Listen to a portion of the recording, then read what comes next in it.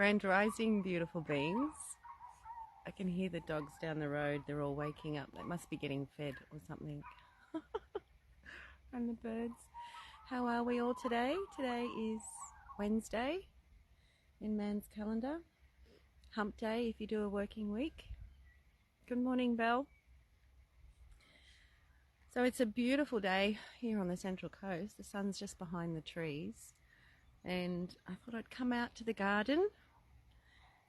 It's a beautiful way to start the day. And just touch base and see how we're all going. We're coming into the new moon on Friday morning, 11:37, something like that, I think, Friday morning. I don't know what star sign it's in. But new moons are a really good time to give thanks for what has diminished, what has left, what you've healed, what you've let go of, because it's waned to that. And then we plant seeds for what we want to manifest with the waxing energy of the moon. I like to use the moon. She's my moon sign's Cancer, and moon is the Cancer's planet, so it's like a double whammy for me. But to me, the moon, it's like it helps shine light on the shadow. The sun helps shine the light on what's lit. It lights the day, but the moon, I think, helps us shine that light where it's dark. And that's a really good thing. To me, that's what it is to be a light worker, is you bring the light to the shadow. And sometimes it's hard to remember to find the light when you're in the shadowlands, isn't it? But we know that this too shall pass. So touching back on the 7 seeds of change, the seeds to self-mastery, we've touched on self-reflection, what that looks like, sounds like, feels like. And then we touched on self-awareness. And I might just go back over that, the self-awareness. The self-awareness was taking that time out to actually listen to yourself, to ask the questions, to know what your needs are, what your wants are, what your desires are, what your goals are, what your fears are, even. And knowing your values, that's another good one to do. The birds are talking. But the self-awareness is listening to yourself. That's where you start to become aware. That's where you start to ask the questions. Because you create magic with every word, every thought, every feeling, and every choice you make. Don't ever forget your power. You must learn a new way to think before you can master a new way to be. And it's true. You've got to master a new way to think to be able to implement, apply, everything's application, apply the new way of being. So when we get practice with self-awareness, which is like journaling, asking the questions, jotting them down, listening to yourself, it's like getting to know someone. How else do you get to know someone but by spending time with them and listening and feeling and observing? We've got to do that with ourselves. Once we start with self-awareness, by knowing and correcting your thoughts, this plants the third seed, self-acceptance. So with the self-awareness, when you ask yourself questions and you get your answer, and it's not to judge your answer, and it's not to just let it be, especially if it's a harmful thought, especially if it's a negative self-belief or it's a pattern that is dysfunctional or toxic even. We need to correct those. And we don't need to. I suppose you can be dysfunctional if you want to. It's free will and choice after all.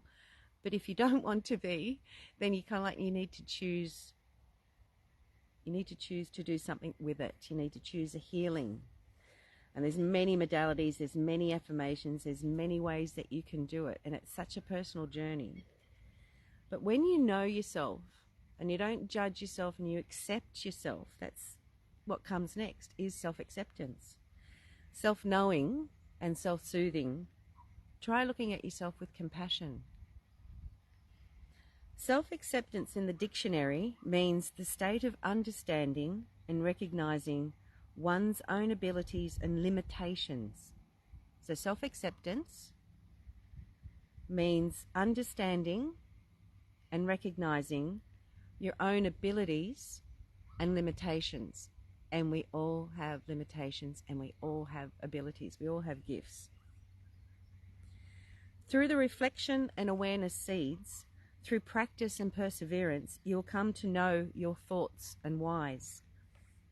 This is the time of complete honesty and transparency, so that any thoughts that are limiting, self-harming, destructive, or self-serving only are given the acceptance that they once served you, but to create a different outcome, those thoughts need to change. So I was saying to someone, it's like, look at your life. How are you living? Where are you living? What are you doing? Are you happy? Are you happy with who you are? Are you happy with the life you're living? Are you happy with the work you're engaging in? Are you happy with your words, actions, deeds? Are you happy with your physical health? Are you happy with your mental health, your emotional health? Are you happy with the level of your skill set? Are you happy with anything? They're really good questions to ask. And if you're not happy, why not? What is it? And do you want to do something about it? And some people get to that point and go, well, I don't know what to do about it. And this is where you've got to have the curiosity and the courage of a child to try different steps, try different ways of approaching. When I'm learning new ways, thank you, and they're laughing with me. It's clunky and it's awkward and it doesn't necessarily flow well. It's even finding the right words and the tone and the mannerism. It's all practice. It's like we're not just knowing all of a sudden. So it's not that I laugh at myself in a derogative way, but I just have this fondness of myself and go, of course, well, let's try it a different way next time. You got that the first time you try it and it doesn't feel comfortable. For me, it was applying boundaries. It was applying what's right for me, what's a fit for me, knowing myself, knowing my story. This is self-acceptance. Knowing that all my experiences, all the trauma and abuse that I've experienced in my lifetime, oh, well, that makes total sense. I am the way I am. Oh, and it also makes total sense that I'm under the spectrum. That's why I am the way I am. All of these things start to drop in and you stop judging yourself because they go, oh, well, that makes total sense. Stop trying to be something else or someone else because you think society expects it of you, because you think someone expects it of you. No, it's coming back to self and that self-acceptance. And we only get to self-acceptance is by sitting and listening and getting to know ourselves and being curious as to, why did you do that? Why did you do that way? And why not try it a different way? It's like asking yourself those questions and letting yourself answer them honestly, transparently. It's the only way. There's no point lying to yourself because then you won't open up to yourself. And there's nothing wrong with telling yourself your deepest, darkest secrets. You already know them. You just run from them. So there's a little passage I want to read. It wasn't your fault. It wasn't your fault. Sometimes we just need to be reminded of that. It's time to release that guilt, shame, regret, and burden that you're still holding on to. Give up punishing yourself over a mistake that you made when you didn't know any better, or blaming yourself over a situation that you weren't equipped to handle. Even if you did know better, the pain that you were in prevented you from seeing things clearly and from acting upon that information appropriately. You did what you could with the limited amount of information and experience that you had at the time. Forgive yourself for what you did or didn't do when you were in pain. That's the biggest one of all. I think we really don't show ourselves compassion, and this is why the self-acceptance is try compassion for yourself. Of the things that we've gone through and the pain bodies that we've held on to, the things that have happened to us, the trauma, the abuse.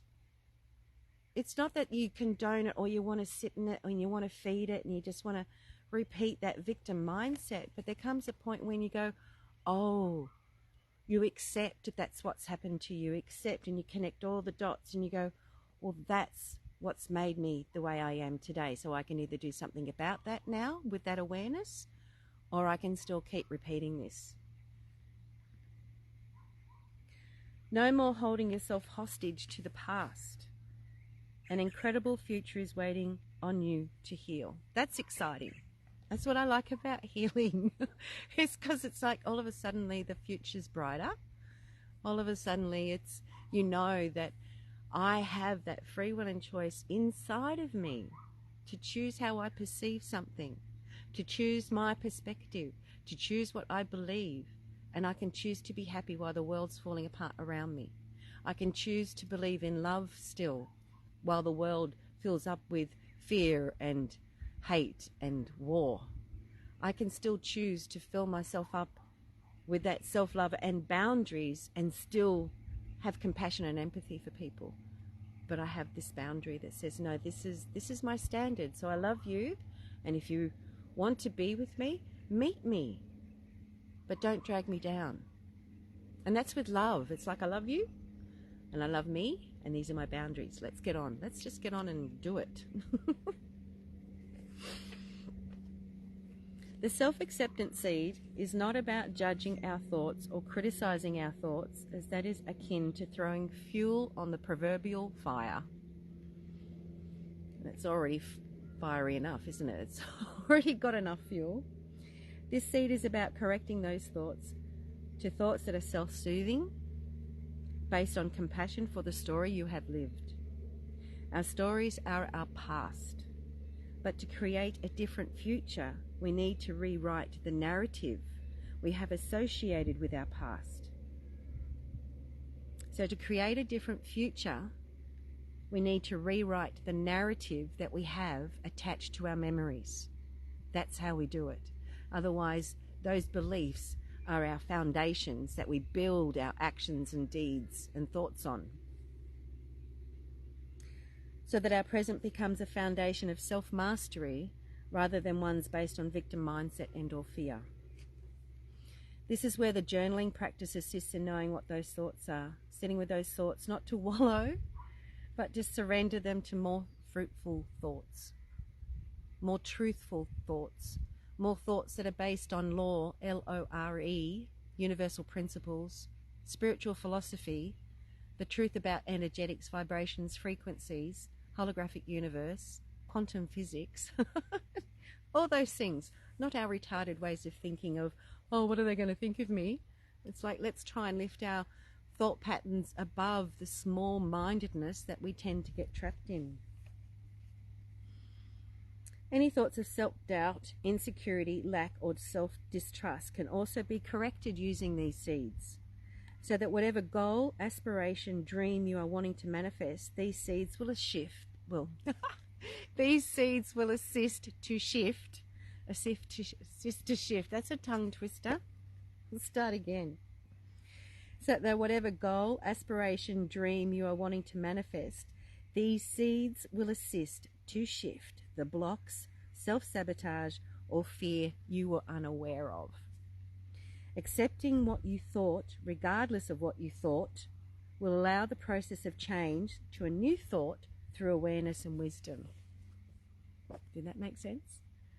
Accepting your thought, regardless of what you thought, will allow the process of change to a new thought.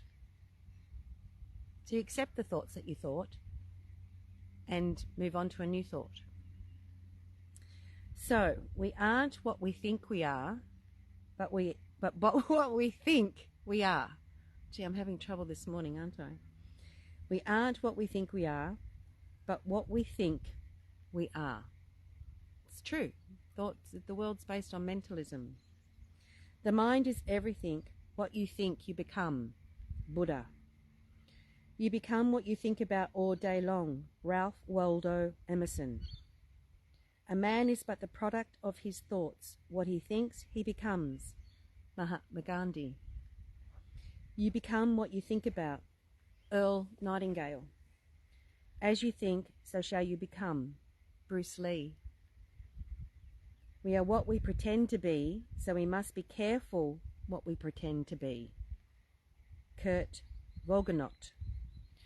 As you think, so shall you be. Wayne Dyer. As you sow, so shall you reap is a proverb. But the one about what we pretend to be, we must be careful what we pretend to be. That's the imagination. And you can. It's like, how else do you try something new, whether it's a new dance steps? You visualize it and you think about it and you then put it into practice. Well, I guess it's the same way of healing past thoughts or the negative self-talk, because this is all about walking towards self-love. The seeds of change is the steps to self-mastery. There's the seeds that, once they take root, blossom into the next seed, which blossoms into self-love at the end of the day. So this is what this journey is about, hence looking at the negative self-talk, looking at the patterns, looking at the things that we self-sabotage, looking at the things that we accept and diminish ourselves. Because that's all part of self-love. That's what comes next. After self-acceptance comes the self-respect. And that's the linchpin to the whole thing about self-love. Self-mastery is self-respect. And that's quite a deep seed to, when you think about it, how far that will go into. And it only blossoms from self-acceptance. Self-respect can only come from once you accept yourself, your story. You're good, you're bad, you're beautiful, you're ugly. The fuck-ups, the mistakes, the whoopsies, the, oh, I should have done that better, I should have done that differently. Of course, we've all got those. Because we're not born all-knowing. We're not born gods. We're born humans to learn, to grow, to experience. And each one of us have got like a unique special thread that what our soul's supposed to learn, that we weave our stories with, is those threads of our soul's lessons that weaves our pattern of our lives.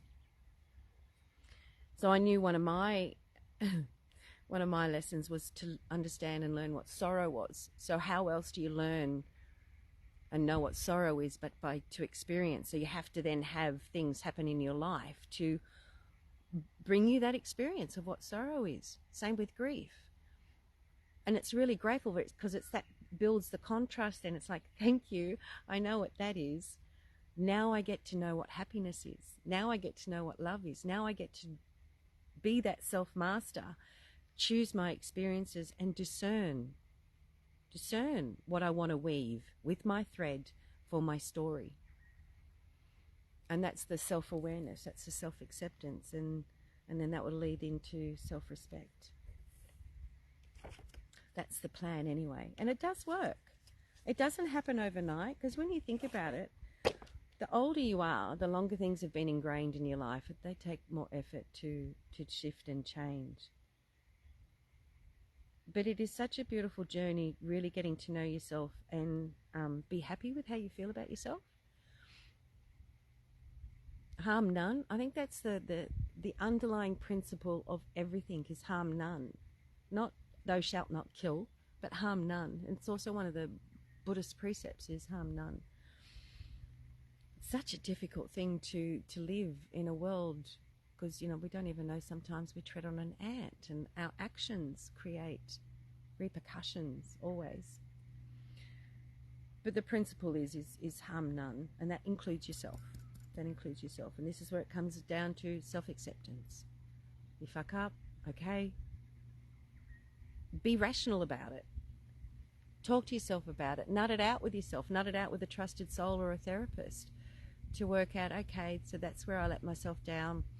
I'll try and do it differently. That's your self-acceptance. That's moving into self-respect. And that builds character. That builds who you are. That's you taking captain of your ship. That's you in the driver's seat discerning. You're not always going to get it right. Sometimes you turn a blind eye and some other aspects jumping in the driver's seat and you're like going, whoa, what the fuck? Not in charge anymore. And then you accept that part of yourself and you just go, okay, that's all right. I understand you need either repair or remedy, healing, love, acceptance, a boundary. Let's work on that. So I hope that helps. Good morning, Belly. I don't know if you're still with me. I think you've gone, or if you're still there. So I just wanted to touch on, so self-reflection is the first seed that blossoms into self-awareness. And that self-awareness comes from asking our questions and listening to the answers, and then we accept ourselves, the good, the bad, the beautiful, the ugly. We self-soothe, we self-correct. We start to get to know ourselves like we would child, guiding them, teaching them the difference between what's healthy, what's unhealthy, what's harmful, what's helpful. And we get to make different choices. It's a beautiful day, and I can see eastern rosellas in the garden or outside in the paddock.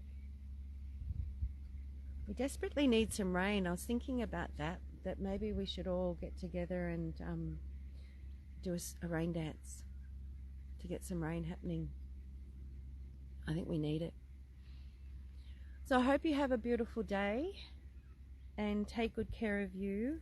Remember that self-love is a beautiful seed to plant and work towards. Aho, amen, so mote it be.